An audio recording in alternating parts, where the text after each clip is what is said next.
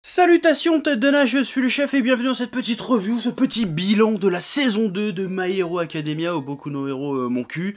Voilà, parce que là je viens de mater les derniers épisodes, ça fait un petit moment que j'ai pas fait de review, donc je dis je vais faire un petit bilan de la saison du coup, c'est de bonne loi, c'est bienvenu, et puis on me le demande en plus donc je vais le faire. Par contre je vais spoiler, donc si tu n'as pas vu la saison 2 de My Hero Academia, bah tu vas la voir, et puis après tu reviens ici. Ou sinon tu fais ce que tu veux, mais voilà, je précise à chaque fois pour pas qu'on me casse les couilles. C'est-à-dire, ouais, tu spoil, voilà, oui, je spoil. Voilà, comme ça tu es au courant. Donc voilà, c'est parti. Alors, cette saison 2 de My Hero Academia, globalement, était très bonne dans son ensemble. J'ai pas été partiellement déçu par quoi que ce soit, comme je l'ai déjà dit, moi je lis pas le manga, même si Kiyun ils m'ont filé tous les tomes et qui sont sortis à jour. Mais je les ai pas encore lus pour pas me spoiler, je pense qu'en attendant la saison 3, je vais me les lire. Parce que je vais pas tenir, je vais avoir besoin de savoir ce qui se passe après.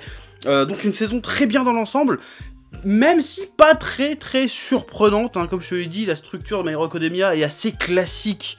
Dans le sens où ça suit le schéma classique des shonen d'aventure, action à pouvoir un peu neketsuesque, mais ça le fait bien, ça le fait très bien. Est-ce que ça offre des perspectives nouvelles? Je sais pas trop encore, même s'il y a certains aspects qui étaient sympas, je vais revenir un petit peu plus tard, mais globalement la structure du coup est un peu prévisible. Pourquoi? Parce que déjà, en fait, le fait que la structure soit prévisible, pour moi, c'est parce qu'il y a deux raisons à ça. Déjà parce que c'est un shonen neketsuesque d'action-aventure, et en plus parce que ça se passe dans une école, donc c'est un récit un peu scolaire. Donc, forcément, tu vas rester dans certains écueils, mais c'est pas un défaut en soi. En fait, ce que j'ai remarqué, c'est que la structure de la saison 1 et de la saison 2 était très similaire. C'est-à-dire, un arc examen à l'école, un arc avec des vilains. Des fois les deux se rejoignent, mais globalement c'est ça, et c'est ce qui s'est passé cette saison aussi. On a commencé un arc à l'école, un arc chez les vilains, et un arc à l'école. Bon, c'est des petits arcs assez courts, mais quand même, voilà, on reconnaît la structure du bordel. Bon, et là pareil, je pense pas trop m'avancer si le prochain arc avec le camp d'été, ça veut dire qu'il y a des vilains qui vont leur tomber dessus pendant le camp d'été, ça va être des vrais vilains quoi. Donc cette structure elle est un peu classique, prévisible, mais en même temps je comprends pourquoi l'auteur a fait ce choix là, parce que quand tu choisis de faire un truc qui se passe dans une école, en fait c'est plus facile de développer des personnages comme ça, parce que t'as pas à justifier le fait que les personnages se côtoient et deviennent amis. C'est simple, pourquoi la femme invisible elle est pote avec les autres? Parce que c'est des camarades de classe tout simplement, t'as pas besoin de rajouter un gros background derrière, genre ouais on se connaît depuis qu'on est tout petit, nanana. Surtout que t'as déjà ce truc là avec Izuku et Bakugo, je sais plus comment il s'appelle ce con, le mec qui fait exploser des explosions. Donc voilà, y a pas besoin de faire ça, du coup il y a des facilités scénaristiques bien qui sont propices à du développement par la suite. T'as pas besoin de t'emmerder avec les bases. Je parlerai de ça d'ailleurs dans ma review de Black Clover justement. C'est que là dans My Hero Academia t'as pas besoin de t'emmerder avec tous les écueils classiques de début de shonen finalement. Tu peux directement enquiller sur autre chose. Et ça c'est cool, et c'est ce que ces deux saisons ont fait assez habilement je trouve. Et c'est donc en ça que j'ai trouvé cette saison 2 intéressante. Parce que justement au lieu de se faire chier à reposer les bases, elle allait un peu plus loin. Voilà, après, c'est vrai qu'il y a eu des trucs classiques dans les trucs de super-héros, mais qui ont été bien traités aussi, genre le héros qui est en quête de vengeance avec comment il s'appelle, Ténia, parce que je me souviens de son nom, parce que ça me fait penser à un Ténia, donc voilà, je me souviens de son nom, avec Ténia qui part en quête de vengeance et qui se rend compte que non, ce n'est pas la voie héroïque, bidule chouette, bon... Quand tu lis des comics de super-héros, que t'es familier avec cet univers-là, tu savais que ça allait finir comme ça, de toute façon, mais c'était plutôt bien traité. Et puis dans les mangas, souvent, ces histoires de quête de vengeance comme ça sont pas vraiment exploitées comme ça, parce que dans la culture japonaise, bon, pour peu que j'en connais de la culture japonaise, il y a un côté noble dans la vengeance, avec les trucs de samouraï, tout ça, il y a un côté noble. Et le fait qu'ils nous disent qu'en fait non, c'est pas bien, les héros ça se venge pas, ça respecte la justice, ça fait appliquer la loi. C'était plutôt intéressant et plutôt inédit dans un manga de ce genre finalement. Si tu vois ce que je veux dire. C'était une saison intéressante aussi parce qu'on a un peu plus exploré vraiment l'univers de My Hero Academia, ce qui se passe autour, comment ça fonctionne, notamment du côté des vilains. On a découvert des vilains, bon on avait déjà vu dans la saison 1, mais on n'avait pas vraiment leur motivation, on savait pas trop ce qu'ils voulaient, on savait pas trop qui c'était. Là on en a eu un peu plus, on a eu un vilain super classe, on a eu Stain. Bon... sa cartouche Stein a été cramée un peu vite, je trouve, donc je sais pas si on va le revoir plus tard dans le manga, me spoilez pas, mais c'était un méchant intéressant, oh là, je chuchote, c'est pas bon, un méchant intéressant, pourquoi? Parce que c'était un méchant qui avait une motivation, qui était finalement assez proche des héros, et qui montrait l'ambiguïté d'être un héros, finalement, si t'es un héros juste pour ta gueule, pour te faire mousser, bah finalement t'es pas un vrai héros, c'est ce que Stein défend finalement, donc c'était intéressant, parce que voir que la motivation de Stein, déjà a matché un peu avec ce qui se passait avec Tenya et tout ça, mais qui en plus, il a inspiré des héros, Stein, alors que normalement, c'est un méchant, c'est pas censé inspirer des héros, tu vois, donc ça c'était plutôt intéressant, c'était plutôt bien vu, ouais, et en plus dans le dernier épisode, on découvre un peu le mec, j'ai oublié comment il s'appelle, le mec avec sa main sur la tronche, on découvre un peu plus ses motivations, parce qu'il est assez énigmatique, on sait pas pourquoi il est méchant, on sait pas qu'est-ce qu'il veut en fait ce mec là, et là on découvre un peu plus ses motivations, donc c'était intéressant, on nous raconte aussi l'histoire du All for One, hein, on nous raconte un peu les origines du One for All, ça aussi c'était un des mystères de la saison 1, qui a pas été totalement élucidé, mais qui nous a donné des pistes quand même. On sait que maintenant derrière ça, il y a une grosse mission, il y a un gros objectif que Midoriya devra atteindre pour au moins dépasser All Might, parce que ça reste son objectif d'être légal, voire de dépasser All Might, parce qu'à la fin c'est toujours ça dans les shonen, tu dépasses tes maîtres, hein, c'est dans le genre, c'est comme ça que ça marche, et puis c'est comme ça que tu fais une histoire intéressante, parce que si tu fais une histoire où l'élève dépasse jamais le maître, à quoi bon? Autant suivre le maître directement, ça sert à rien de suivre l'élève. Bon, bref. Donc il y a eu plein de pistes intéressantes dans cette saison au niveau des vilains, au niveau du lore, de l'univers étendu de My Hero Academia. Et ça c'était plutôt cool. Et franchement c'est bien fait et j'ai hâte de voir comment ça va se goupiller dans la saison 3. Et dans le manga aussi, que je vais m'empresser de lire incessamment sous peu. Ouais. Bon, dans cette saison 2 aussi, j'en ai déjà un peu parlé, mais j'ai bien aimé comment il a réussi, l'auteur, j'ai oublié son nom, je suis désolé, je suis vraiment minable, mais j'ai oublié le nom de l'auteur, comment il a réussi à mixer les codes du shonen, jeunesse, action, neketsuesque, avec les codes super-héroïques, hein, notamment quand tu vois Grand Torino qui enseigne à Midoriya, là on est clairement dans du shonen, action, aventure à la Naruto, Dragon Ball, pur et dur.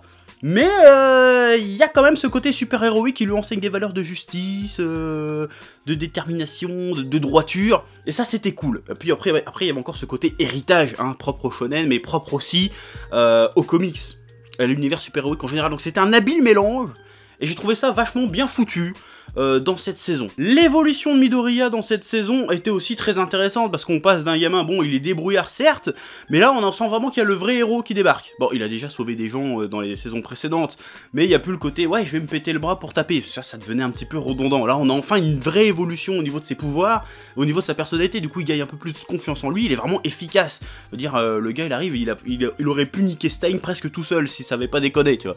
Donc ça c'était cool, on avait un Midoriya qui avait enfin gagné ce statut de héros, enfin de super-héros, parce que c'était déjà un héros, mais là c'était vraiment un vrai super-héros, et c'était cool. Là je rote parce que je suis un gros porc, mais c'était cool. Voilà. Puis bien évidemment on a découvert aussi pas mal les motivations des autres personnages, hein. Par exemple la fille grenouille, le Whistler avec ses crottes de nez sur la tête, voilà, on a appris plein de choses au Shaco. Donc c'était cool, même comment s'appelle l'autre avec ses gros nichons là, à moitié à poil tout le temps, j'ai oublié son nom, Momo quelque chose. Voilà, on a découvert les personnages. Bon après il y a toujours des personnages qui resteront en retrait j'imagine, parce que bon, je sais pas combien ils sont dans la classe, mais tu peux pas suivre 25 personnages comme ça, faut que tu prends forcément un échantillon des plus intéressants. Voilà, genre la fille invisible, on s'en bat les couilles par exemple. Déjà son pouvoir il sert à rien de base, la fille invisible, comment elle est passée? On sait pas comment elle est passée, bref. Par contre, il y a un personnage qui m'a un peu cassé les couilles, et ça c'est un peu depuis le début, hein. C'est le Bakuga ou Bakugo, là, le mec qui fait des grenades. Je sais pas pourquoi je le trouve chiant, lui. Je le trouve chiant, il est toujours en train de gueuler, il est jamais content. J'aimerais bien que le personnage... Je trouve que c'est le personnage peut-être qui a le moins évolué entre la saison 1 et la saison 2. C'est toujours le même connard qui est jamais content, qui gueule, qui fait « Ouais, DQ, je t'emmerde !» Bon, certes, ça a été un petit peu étoffé, on sait un peu plus pourquoi il est comme ça. Mais j'aimerais bien que ça change un petit peu. J'aimerais bien voir une petite évolution. Bon, il y a peut-être à la fin contre All Might, peut-être, oui, il se sacrifie plus ou moins pour que des DQ puissent passer, mais finalement ça reste le même gars. Au début de l'épreuve, à la fin de l'épreuve, c'est le même mec qui va pas changer sa personnalité comme ça pour faire plaisir. Donc j'aimerais voir plus d'interactions amicales. Enfin, pas forcément amical, mais plus... j'ai envie de le voir évoluer, quoi. Voilà, c'est tout simplement. Genre, Shoto, par exemple, lui, c'est un personnage qui a bien évolué, qui était un espèce d'aineux taciturne, qui est passé à un mec, relax. Qui est relax, qui est cool. Voilà, ça c'est bien. Bon, maintenant, faites pareil avec Bakugo. Enfin, pas forcément pareil. mais qu'il se passe quelque chose avec ce personnage-là, parce qu'on a fini par comprendre que les deux ils s'aimaient pas, qu'ils avaient une espèce de respect mutuel, mais qu'en fait ils étaient rivales quand même, d'accord, enfin rivaux, mais faudrait changer le disque, voilà, parce que encore, en plus, les arcs sont pas très longs dans My Hero Academia, mais si en plus vous revenez toujours sur la même chose, au bout d'un moment, voilà, j'ai pas besoin d'un troisième arc pour voir qu'ils sont rivaux, mais qu'ils vont se pardonner, qu'ils vont devenir potes, faites-les devenir potes, qu'on en parle plus, voilà, ou alors que l'un qui devienne vraiment méchant, et qu'on en parle plus, hein, parce que c'est une possibilité aussi du délire. Voilà. Voilà, que rajouter pour cette saison en bilan, parce que bon, après si tu veux voir ce que j'ai pensé de chaque épisode, tu regardes mes reviews précédentes, mais globalement, bah c'était très bon, l'animation était bonne, les musiques, bon bah les musiques, voilà, j'en parle même pas, parce qu'elles sont méga stylées, les musiques, il y a eu des scènes qui m'ont fait frissonner mon cœur de fan de manga, de ce genre-là, hein, genre la scène du tournoi où il se bat contre Shoto, bon bah épique de ouf.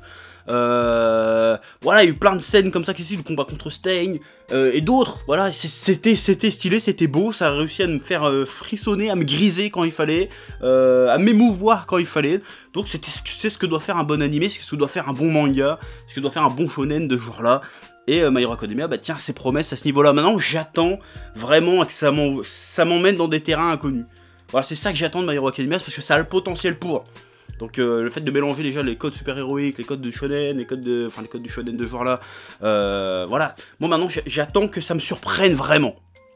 J'ai vraiment envie d'être vraiment paumé, de découvrir un truc que j'ai jamais vu avant nulle part. Et je pense qu'il y a le potentiel pour faire ça, donc j'ai très hâte à cette saison 3, en plus avec les nouveaux méchants qui apparaissent. Bon déjà la meuf, je crois que celle-là va être détournée en hentai, mais c'est sûrement déjà le cas d'ailleurs, hein, c'est obligatoire. Je suis curieux de voir ce que ça va donner. Je suis très curieux. Voilà, donc c'est tout ce que j'avais à dire sur cette saison. Si je devais lui mettre une note, je mettrais 5 spatules de platine. Ça veut rien dire, mais voilà, c'est un indicateur. Donc voilà, My Hero Academia, je valide, je survalide, je persiste et je signe. C'est très bien, ça doit être le deuxième animé préféré que j'ai kiffé suivre en 2017 avec l'attaque des titans. Parce que c'était vraiment très bon de bout en bout, il n'y avait pas vraiment de point noir. Je pense que vraiment, si t'aimes pas My Hero Academia, c'est juste que bon voilà, tu fais ta fine bouche, parce qu'en vrai, bon il y a des qualités, il y a des défauts, mais il y a quand même vachement plus de qualités. Je pense que ce niveau-là, dans le genre, actuellement, ça fait le taf, et je pense vraiment que ça se pose en héritier des Naruto, des One Piece, des Dragon Ball. Je pense que, voilà, ça a le potentiel pour l'être. Donc voilà, My Hero Academia, je valide, et bah rendez-vous à la saison 3, hein, pour d'autres reviews de la passion passionnante. Donc je te dis, à bientôt. Eh oh, tu vas pas te barrer comme ça, hein? Tu vas laisser un pouce bleu? Un petit pouce bleu, hein? Puis tu regardes aussi les autres vidéos? Parce que voilà, tu t'abonnes? Ouais? Ouais.